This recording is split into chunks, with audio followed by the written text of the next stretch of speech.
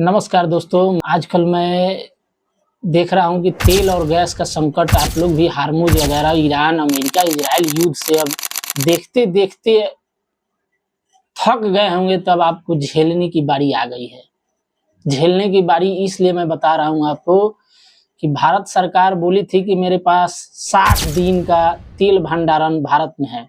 जो crude oil आता है कच्चा तेल, उसको रिफाइनरी करके सारे पेट्रोल पंप वगैरह पेट्रोल डीजल मोबिल जो भी बनती है वो सब प्रक्रिया होती है। लगभग 60 दिन युद्ध का हो चुका है। अब क्या हो रहा है कि अब जो तेल है आएगी वो रिफाइनरी होगी तब तक आपको पहुंचेगा। पेट्रोल पंप पर लगभग 2-4 देहात में और टाउन में भी ऐसा देखने को मिल रहा है कि पेट्रोल पंप पे पेट्रोल ना के बराबर मिल रहा है। सरकार किसी तरह मैनेज कर रही है अपने। बता मैं इसलिए रहा हूं कि जिस आज से हमारे बिहारी भाइयों या मेरे ही घर के बिहारी भाइयों का, मैं ही तो बिहारी ही हूँ, जब ये गए थे गुजरात कमाने के लिए, अभी ये 2-3 महीने भी हुए नहीं बेचारे के साथ, अब वो बोल रहा है कि अब मैं कभी वापस नहीं आऊंगा। मैं अब नहीं आऊंगा, वो तो जाएगा बेचारा, क्योंकि पापी पेट का सवाल है। हर इंसान को जीवार्पण करने के लिए कहीं ना कहीं जाना पड़ेगा और धन के लिए कुछ ना कुछ बेचना पड़ता है। कोई भी व्यापारी हो, दुकानदार हो, साइकिल वाला हो, अरे नहीं कुछ तो अपना श्रम बेचिएगा, मेहनत बेचिएगा, तभी आपके पास धन आएगा। और बिहार में फैक्ट्रियां के तो आस छोड़ दीजिए, और इंसान की जो जरूरत होती है उस हिसाब से आपको वैल्यू दिया जाएगा, उतना आपको इज्जत दिया जाएगा। जब आप इज्जतदार के लायक थे तो यही सरकार आपको कालीन बिछा के दिल्ली से मंगाई हुई थी वोट देने के लिए। आपको याद नहीं होगा कि छठ का समय था और चुनाव था बिहार विधानसभा का, तो दिल्ली गुजरात जो भी थे वहां लाइन लगा के बैरिकेटिंग करके गार्ड पूरा लगा हुआ था प्रॉपर। एक आदमी प्यास से भी नहीं उसमें मतलब बेहोशी हुआ। सबको इज्जत वहां तक था अपने वोट। सुविधा होती थी उस बार के मुकाबले। कैसा है इंतजाम? ठीक है इंतजाम ठीक है? हाँ हाँ जी, नहीं दिक्कत नहीं हो रहा। अभी दिक्कत नहीं नहीं कब की ट्रेन है? कहाँ जा रहे हैं आप? मैं जा रहा हूँ बिहार। बिहार जा हाँ रहे हैं। युवा पीढ़ी में एक बात अब नहीं आऊंगा दोस्त। तुम जाओगे कहाँ? जाने के लायक तुमको छोड़ा जाएगा तब ना कहीं जाओगे। सरकार यहाँ है जिस आज से तुम लिए थे डबल इंजन की सरकार, सुशासन की सरकार, वो सुशासन साहब तो खुद दिल्ली चले गए, वो रहे कहाँ? और तुम कह रहे हो कि हम दोबारा नहीं आऊंगे। मैं लिख के देता हूं कि तुम जाओगे वहीं जाओगे, कोई चारा नहीं है। आजादी के बाद बिहार में कितने फैक्ट्रियां लगे हैं, ये सब किसी महानुभव से या सरकार में रहे हैं उन लोगों से पूछ लेना, वो नहीं बताएंगे आपको। जब भी होगी तो चुनाव में योजना थे, हमारे पीएम साहब सीएम साहब से योजना बताए थे, डबल इंजन की सरकार, आपको ये योजना दिया जाएगा, इतना फैक्ट्रियां लगेगी, सारे चीनी मिल चालू हो जाएंगे। वादा आपसे नहीं किए हुए थे, वादा सीएम साहब से किए हुए थे, क्योंकि ये गठबंधन की सरकार थी, डबल इंजन की सरकार थी। अब डबल इंजन ही चला गया दिल्ली, तो वो ना वो या वादा को मांग करने वाला है और ना वो पूरा करने वाला है। इसी को राजनीति कहते हैं। राज करने के लिए आपको नीति बनानी पड़ेगी, बिना नीति के आप राज नहीं कर पाएंगे, मजदूर रह के रह जाएगा।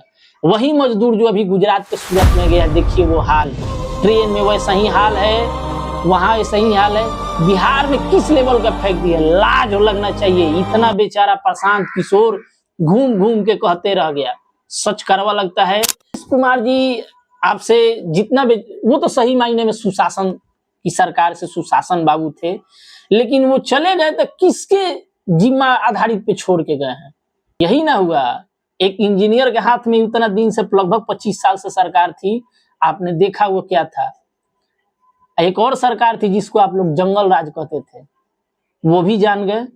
अब ये कौन सा राज शुरू होने वाला है, ये आप लोग खुद तय करने वाले हैं।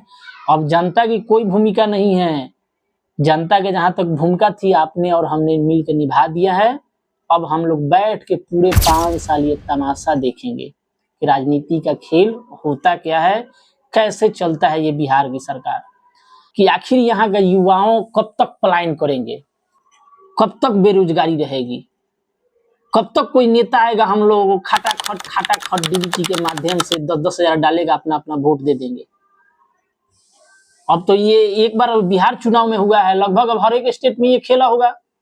आपको याद होगा जिस तरह भी ये तेल का और गैस का महामारी जो चल रहा है, उतना दिन से लगभग आप लोग 40 दिन से युद्ध देख रहे हैं कि ये मार रहा है उसको, ये बम मार दिया, तो कोई कह रहा है कि इंटरनेट का केबल का तार काट दिया, काट देगा, ये करेगा वो करेगा।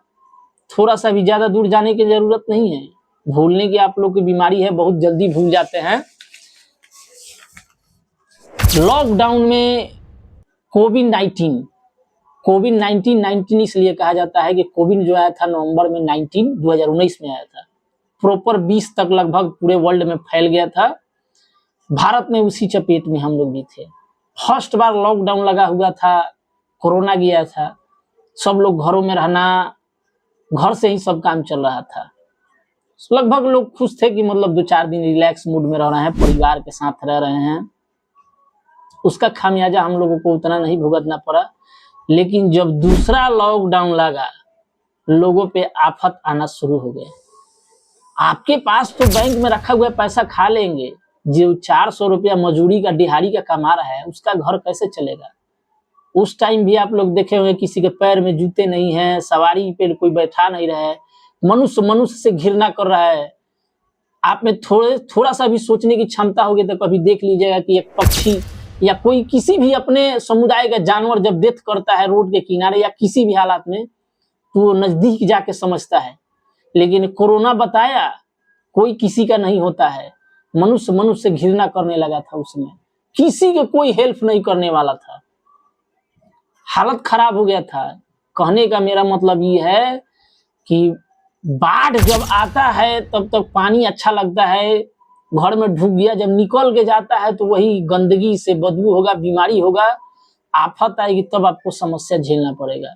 फर्स्ट लॉकडाउन था, थोड़ा सा मतलब लोग समझ पाए। सेकेंड लॉकडाउन हुआ, सबकी हालत खराब हो गई, समझ में आ गया। एक रिवॉल्यूशन आ गया उस समय, क्या आया, नेट का काम आ गया। बिना नेट का ना खाना होगा, ना कोई स्कूल होगा, ना कॉलेज होगा, ना बैंक होगा, सारे के सारे काम हम लोगों का नेट से जोड़ दिया गया। इस बार भी कुछ ना कुछ रिवॉल्यूशन होगा, अगर जो ये कुछ दिन और चली तो। ये मेरा खुद का मानना है, ऐसा तो मैं पेंडेमिक कोविड-19 के तहत मैं ये सोच रहा हूं कि अब ये जंग कुछ दिन और छिड़ेगी। ये भारत के पास समस्या नहीं है, गैस नहीं मिला, तेल मिला है। जो भी देश से कनेक्टेड हैं, जिसके पास भी खुद का व्यवस्था नहीं है, वैकल्पिक व्यवस्था नहीं है, उसके पास ये समस्या झेल रही है। वो आप ना दिख रहे हैं, ना आपको दिखाया जा रहा है, लेकिन समस्या हर किसी के पास है। अब बताइए उसमें ये मजदूरों का, ये इन युवाओं का क्या जरूरत है कि लोग यहाँ से जा रहे हैं 1800-2000 किलोमीटर प्रवासी बन के काम करने के लिए। फैक्ट्रियां ठीक है, 200 वहां फैक्ट्री लग गया, कम से कम उसका तो 5% भी बिहार में फैक्ट्री लग जाना चाहिए। एक भी फैक्ट्री उस लेवल का नहीं है कि कम से कम 5000 मजदूर खट सके। वहां पे प्राइवेट बड़ी बड़ी कंपनियां हैं, यहाँ कोई खोल रहा है तो यहाँ इतना ना लोग डोनेशन मांग रहा है कि क्या बोलते हैं उसको, रंगदारी को, उतना तो मुझे जानकारी नहीं है। लोग यहाँ रंगदारों का मतलब इलाका कह के संबोधन कर रहा है, और लोग जो देख रहे हैं बहुत अपने गर्वान्वित महसूस कर रहे हैं कि हम लोग का रंगदारों का इलाका है। सब रंगदारी घुसेर गई ना, कि अभी शुरुआत है।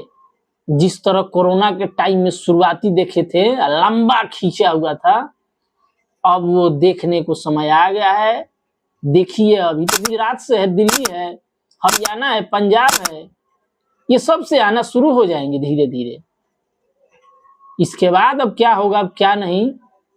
अब अभी हमारे बिहार के नए नए सीएम साहब आए हैं, अब वो अपना क्या स्टेटमेंट बयान दे रहे हैं, अब वो बताएंगे। हालांकि अब तो पूरा डोर कमान तो ये ही चला गया है। पहले तो छिटपुट थोड़ा सा विश्वास था कि हमारे नीतीश कुमार जो हैं सुशासन सही मायने में हैं, जहां इनको अच्छा लगेगा उधर मतलब सट जाते थे। अब इनके पास क्या मजबूरियत थी, ये क्या शौक था। लेकिन एक मैं बात बता देना चाहता हूं आपको, बिहार वो चीज है जो कोई कल्पना में भी नहीं सोच सकता है।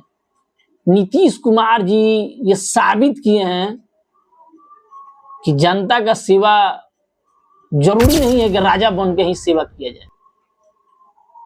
और राजा का पोस्ट ये छोड़ रहा है व्यक्ति, कहीं ना कहीं ये गौतम बुद्ध से ही प्रेरणा और प्रेरित होंगे।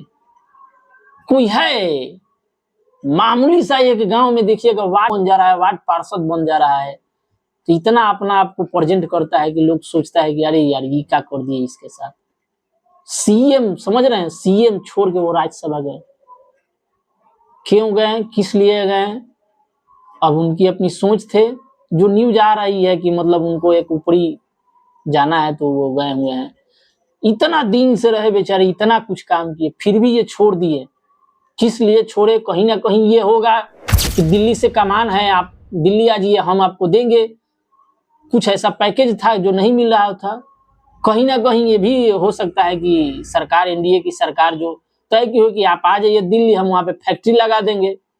हो सकता है कि नीतीश जी दिल्ली गए। अब आशा करते हैं उनसे कि जिस आज से गए हुए हैं दिल्ली, कम से कम 10-20 फैक्ट्रियां लगवा दें, ताकि कम से कम ये सब जो हमको देखने का, अरे नहीं, कम से कम हरियाणा, पंजाब, चंडीगढ़, महाराष्ट्र से यहाँ पे कोई स्टाफ आ रहा है, लेबर आ रहा है, कम से कम ये बिहार से नहीं जाए। बस यही कामना है।